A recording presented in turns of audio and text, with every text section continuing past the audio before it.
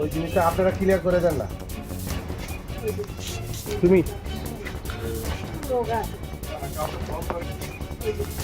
তুমি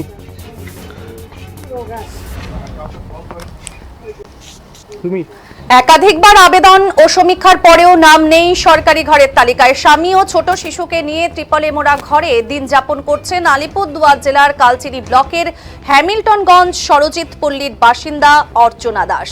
অভিযোগ, আবাসে আবেদনের পরেও মেলেনি ঘর, এমনকি আবাস তালিকায় তার নাম নেই। স্বাভাবিকভাবেই প্রশ্ন উঠতে শুরু করেছে, তবে কারা ঘর পেল?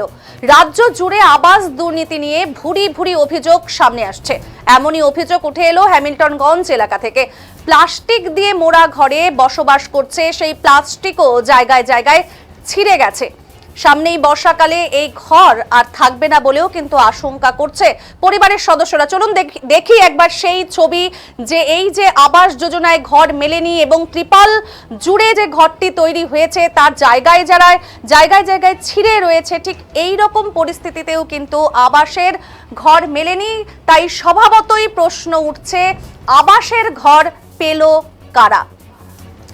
এবং তারা আশঙ্কা করছেন এবছর বৃষ্টিতে অর্থাৎ বর্ষার সময়ই কিন্তু এই ঘরটি আর থাকবে না, অথবা ঝড় বৃষ্টি হলে কোলের শিশুকে নিয়ে পাশের বাড়িতে আশ্রয় নিতে হয়। ঘরের এই অবস্থা কিন্তু বাংলা বাড়ি তাদের মিলছে না। কিভাবে সমীক্ষা হচ্ছে, আবাসে কারা করছে সমীক্ষা, এই নিয়েও প্রশ্ন করছে কালচিনি বিজেপি বিধায়ক বিশাল লামা।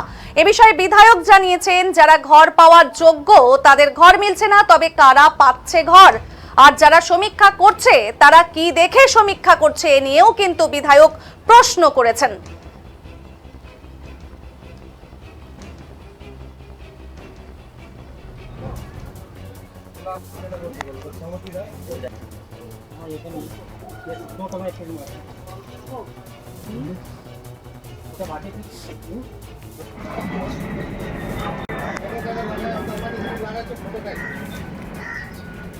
যারা এই অনিশ্চয়তার মধ্যে দিন কাটাচ্ছে, তারা কি জানাচ্ছে এই পরিবারের অসহায় মানুষেরা, শুনে নেব। আপনি পেয়েছেন? না, পাইনি। কি অবস্থা ঘরের আপনার? এই যে ঘর, তিরপালের ঘর আছে, এদিকে ছিঁড়ে যাচ্ছে, ওদিকে ছিঁড়ে যাচ্ছে। একটা ছোট বাচ্চা নিয়ে থাকছি, সেটাও জানিয়েছি, কিন্তু পাচ্ছি না। রোজগার কিভাবে চলছে আপনার? রোজগারের উৎস কি আছে? ওই যে লেবারি করছে স্বামী, ওটা দিয়ে চলছে। এই ত্রিপলের ঘরে কতটা অসুবিধা হয়? অনেক প্রচণ্ড অসুবিধা হচ্ছে। মানে যখন বৃষ্টি আসে তখন থাকা যায় না, ঘরে জল আসতেছে, যখন সামনে ঝড় বৃষ্টি এসে দিন আসতেছে সেটাও হচ্ছে না, কারণ আমি করতে পারছি না। তার জন্য আমি সাহায্য চাচ্ছি, পাচ্ছি না সাহায্য। কত বছর ধরে এইভাবে আছেন? এইভাবে প্রায় 2-2.5 বছর হয়ে যাচ্ছে। এখানেই থাকতেন আগে? এখন কি চাচ্ছেন আপনারা? একটা সাহায্য, যদি একটা ঘর পাই ভালো হয়। কি নাম আপনার? অর্চনা দাস। এলাকার নাম? সরজিৎ পল্লী। বাংলার আবাসের ওই জিনিসটা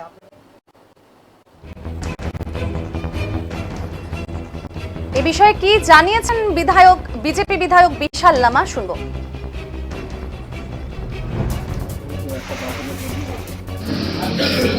প্লাস্টিকে মোড়া ঘর, প্লাস্টিকও ছিঁড়ে গিয়েছে, এরকম লোকের ঘরের আবাস তালিকার নাম নেই। তাহলে কারা ঘর পেলো, এই নিয়ে প্রশ্ন উঠছে, কি বলবেন? দেখেন, এখানে তো যেভাবে লুট হচ্ছে, যে যারা খুবই গরিব, যাদের দরকার বাড়ির, তারা তো কিন্তু পাচ্ছে না। এইটাই যে দেখে অবাক হয়ে যায় যে বাড়িটা পাচ্ছে কারা, দিচ্ছে এই সরকার বাড়ি কাকে? তাদেরকে যারা এই যে টিএমসি করে তাদেরকে, নাকি যারা গরিব, যারা নিডি তাদেরকে? যখনই এরকম আমরা দেখি, এই বাড়িতে আমরা আগে ভিজিট করিয়েছি। আমি গত বছর বিফোর লাস্ট ইয়ার আমি অনেক এরকম জায়গাগুলি দেখেছি। আমি দরখাস্ত নিয়ে বিডিও কাছেও আমি গিয়েছি। বিডিওরা ওখানে তখনও একটা রেখেছিল, তখনও সব জায়গা থেকে এরকম মানে চিঠিপত্রও লাগাইছে, কমপ্লেন বক্স ছিল। হ্যাঁ, কিন্তু এখন অব্দি কোনো সুরা হয় নাই।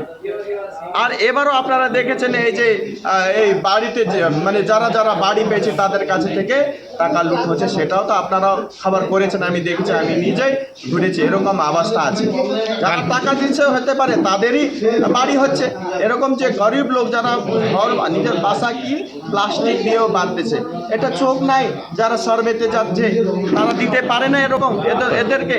তার মানে আমরা চেষ্টা করেছি সবাইকে মানে এই সব দৃষ্টি আকর্ষণ শাসন করা সরকারকে, কিন্তু সরকারের দৃষ্টি কোথায় আছে আমিও অবাক হয়ে যাই দেখি। কত বলবো বলুন তো? তার মানে এরা টাকা দিতে পারছে না বলে ঘর পাচ্ছে না। মনে হয় তাই, নালে কেন এখন অবধি ঘর বাড়ি পাচ্ছে না? কেন সর্ভে যে ভালো করে ওখানে সর্ভে করতেছে না? যাদের এরকম বাসা তাদের আগে পাওয়া উচিত না?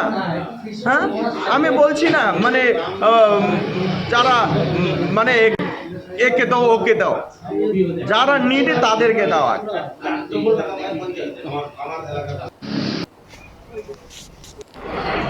যদি এ বিষয়ে স্থানীয় তৃণমূল নেতা পরিমল সরকারের বক্তব্য, অনেকেই ঘর পেয়েছে, হয়তো টেকনিক্যাল ত্রুটির জন্য এই পরিবারটি ঘর পায়নি, পরবর্তীতে অবশ্যই ঘর মিলবে বলে কিন্তু আশ্বাস দিয়েছেন স্থানীয় তৃণমূল নেতা পরিমল সরকার। আর এক বাসিন্দা ত্রিপালে ঘরে থাকে, যেখানে সবাই বাংলার আবাসের ঘর এখন পাচ্ছে, কিন্তু তারা কিছু পায়নি, কি বলবেন? আমাদের এই লতাবাড়ি অঞ্চলে টোটাল 1200 ঘর পেয়েছে। তো এর জন্য এতটা ঘর পেয়েছে, তো মুখ্যমন্ত্রীকে অনেক ধন্যবাদ। তো এক দুইটা লোক মানে কোনো টেকনিক্যালি কারণে মানে হয়তো পায় নাই, কিন্তু আগামী দিনে যাদের ঘর নাই মানে তারা কিন্তু ঘর অবশ্যই পাবে।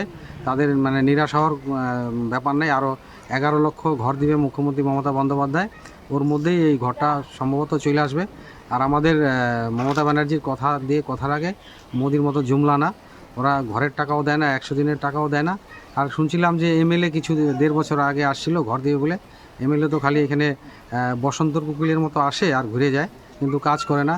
সেদিন ফরহাদনগরে এক রুগীর বাড়িতে আসছিল, মিডিয়া ফেসবুকে পুরো হাইলাইট করে দিয়েছে, কিন্তু ওই রোগীর যে গাড়ি ভাড়াটা পর্যন্ত দেয় না, সেটা কিন্তু আমাদের ওই ফরহাদনগরের বুথের যে কমিটি আছে, আমরা সবাই মিলে গাড়ি ভাড়াটা দিয়ে ওই পেশেন্টকে পাঠাইছি। তো এই বসন্ত কুকিল এমএলএর কথা বলে লাভ নেই। সরজিৎপল্লী এলাকার এক বাসিন্দা ত্রিপালে ঘরে থাকে।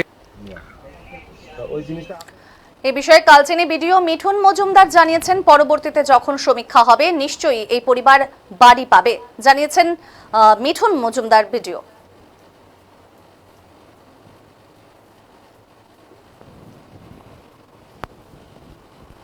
পল্লী এলাকায় অর্চনা দাস এবং তার স্বামী প্লাস্টিকের মোড়া এক ঘরে বাচ্চাকে নিয়ে থাকে। তাদের অভিযোগ যে এখনো পর্যন্ত তারা ঘর পাননি, এমনকি ত্রিপালও তাদেরকে দেওয়া হচ্ছে না। কি বলবেন এটা নিয়ে?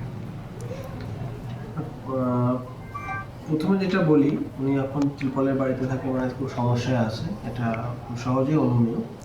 তো ত্রিপল বা ত্রিপল ছাড়া গভর্নমেন্টের যা যা সহযোগিতাগুলো আছে সেটা আমরা করবো, আমাদের কাছে আসলে আমরা অবশ্যই করবো। আর এর সাথে সাথে ওনার যেটা পার্মানেন্ট সমস্যা, সেটা যেটা ঘর, তো আপাতত আবাস প্লাস সার্ভের যে বাড়িগুলো আছে সেইগুলোতেই তো এনকোয়ারি হয়ে তারা ঘর পাচ্ছে। এরপরে যখন গভর্নমেন্ট থেকে আবার নতুন করে কোনো সার্ভে হবে, তখন নিশ্চয়ই তিনি তার বাড়িটা পাবেন।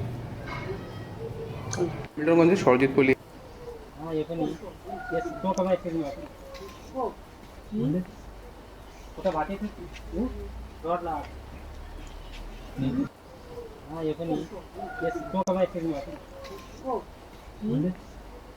ওটা